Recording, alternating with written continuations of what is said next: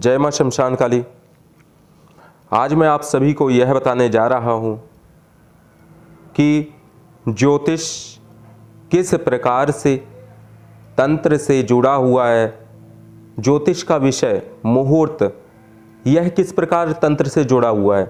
बहुत से लोग कहते हैं कि तंत्र में ज्योतिष का किसी भी प्रकार से कोई लेना देना नहीं है।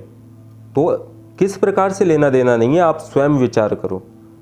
दत्तात्रेय भगवान और गोरक्षनाथ जी ने स्वयं हर दिन के मंत्र का निर्माण किया, पूर्णवासी अमावस्या के मंत्रों का निर्माण किया, चंद्र ग्रहण और सूर्य ग्रहण को श्रेष्ठ बताया। तो क्या यह पंचांग का अंग नहीं है? हाँ बिल्कुल, ये ज्योतिष के अंतर्गत ही आता है। मुहूर्त और पंचांग यह सब ज्योतिष विद्या के अंतर्गत ही आता है। और दिन और रात्रि 8 पहर होते हैं और इन 8 पहर में विभिन्न ऋतुएं आती हैं। तंत्र के अंतर्गत इन मुहूर्तों का बहुत बड़ा योगदान है। अगर आप किसी वृक्ष को भी निमंत्रण देने जाएंगे तो उसमें भी आपको नक्षत्र और वार देखना आवश्यक होगा। साथ ही साथ में आपको उसको कैसे ग्रहण करना है उसका मंत्र भी होगा, उसको कैसे न्योता देना है उसका भी मंत्र होगा। तो इस प्रकार से ज्योतिष किसी भी प्रकार तंत्र से भिन्न नहीं है। और रावण तो ज्योतिष विद्या का बहुत बड़ा ज्ञाता था, जो कि स्वयं अपने आप में हर कार्य ज्योतिष के अनुसार करता था। और दूसरी बात ये कि लोग जब चाहे जहाँ चाहे बिना किसी से पूछे जाने खुद ही घर में ही अपने हवन करने लग जाते हैं।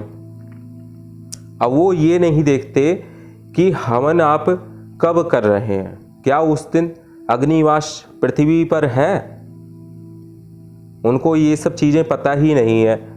इस प्रकार जाने अनजाने में किए हुए कर्मों के द्वारा व्यक्ति स्वयं ही पतन की ओर बढ़ता चला जाता है।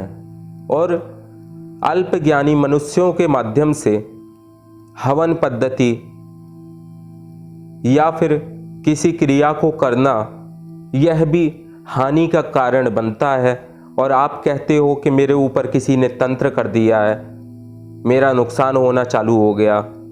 अरे जो कुछ भी आप करते हो भविष्य में आपको उसी कार्य का, उसी कर्म का फल मिलता है। फिर आप दूसरों को दोष क्यों देते हो? आप गलतियां तो स्वयं से करते हो, चाहे वह जानकर की गई हो चाहे अनजाने में की गई हो। और गलतियों की कभी माफ़ी तो होती नहीं है।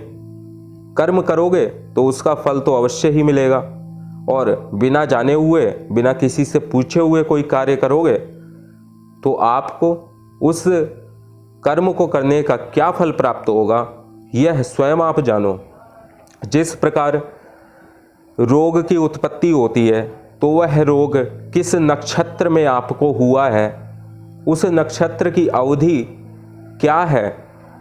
और कुछ ऐसे भी नक्षत्र होते हैं जिनमें अगर आपको रोग प्रारंभ हुआ है तो उस रोग दीर्घकालीन चलता है, जैसे 1 साल 2 साल 3 साल। और कुछ नक्षत्र तो ऐसे भी हैं जो मृत्यु संगक हैं। तो ऐसे नक्षत्रों में चाहे आपको सर्दी जुकाम बुखार भी क्यों ना हो जाए, अगर बीमारी उस नक्षत्र में प्रारंभ हुई है तो वह व्यक्ति की मृत्यु का कारण भी बन सकती है। तो ऐसे विषयों के प्रति आप अगर गुरु से नहीं पूछते हैं और जाने अनजाने में हवन, यज्ञ, मंत्र जाप कभी भी किसी भी समय करते हैं तो ये सब तो आपके लिए हानि का विषय ही बनेगा।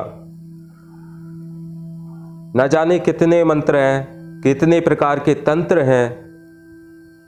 ये तो एक सागर है, सागर की भांति है। लेकिन जिस प्रकार कहते हैं कि असली हीरे की परख केवल जौहरी करता है, उसी प्रकार से शिष्य को किस मंत्र का अनुष्ठान करना है, कौन सी विधि से किस समय उस मंत्र का अभ्यास करना है, यह तो केवल गुरु ही बता सकता है आपको। और गुरु के अलावा अन्य कोई व्यक्ति इस विषय को नहीं बता सकता। इसलिए ही गुरु को शिव रूप कहा जाता है, शिव कहा जाता है। शिव का ही साक्षात रूप गुरु होता है। तो किसी भी प्रकार से मंत्र, यंत्र और औषधि, कोई भी विषय क्यों ना हो, उसमें ज्योतिषीय गणनाएं अपना एक अहम स्थान रखती है। और किसी भी प्रकार ये ज्योतिष विषय तंत्र से बिल्कुल भी अलग नहीं है, क्योंकि तंत्र में जिसको कुछ भी नहीं पता ज्योतिष के विषय में, वह कम से कम पंचांग के ऊपर तो विश्वास करे। पंचांग भी तो एक ज्योतिष का ही अंग है। आखिर हनुमान चालीसा के अंदर सूर्य की दूरी कैसे उस समय के ज्ञानी व्यक्तियों ने, गोस्वामी तुलसीदास जी ने पता करके हनुमान चालीसा को लिख दिया, किस प्रकार लिखा, वो ज्ञान कहाँ से आता है? ये श्रेष्ठतम ज्ञान है जो बिना इष्ट सिद्धि के दुर्लभ है। आज का खगोल विज्ञान प्राचीन ऋषियों की बनाई हुई धरोहर के सामने अभी केवल कल्पना मात्र है। उसकी प्रगति केवल कल्पनाएं ही हैं। जो चीज़ें प्राचीन काल में निर्माण कर दी गई हैं, आखिर इतने बड़े बड़े किले हैं, उसके भी इतने भारी भारी पत्थर उस किले पर किस प्रकार से पहुंच गए? वह क्या विद्या थी? वह सभी विद्याएं इसी कारण नष्ट हो गई, क्योंकि किसी गुरु ने अपने शिष्यों को ज्ञान नहीं दिया, उसके बारे में बताया नहीं। और जिन लोगों के पास वो विद्याएं थी, उन्होंने अपने वंशजों तक से वह विद्या छिपा कर रखी। तो ये गुप्तता तंत्र में इसीलिए कहा गया है कि इसको गुप्त रखना अनिवार्य है, क्योंकि ऐसे विषयों का अगर गलत व्यक्ति के हाथ में तंत्र विद्या चली जाए तो वो उसका गलत इस्तेमाल ही करेगा। अगर सही व्यक्ति के हाथ में तंत्र गया तो वो जन कल्याण ही करेगा। तंत्र एक जन कल्याण, लोक कल्याण की भावना का विषय है। इसके माध्यम से आप अपना भी भविष्य अच्छा कर सकते हैं और दूसरों के लिए भी अच्छा कर सकते हैं।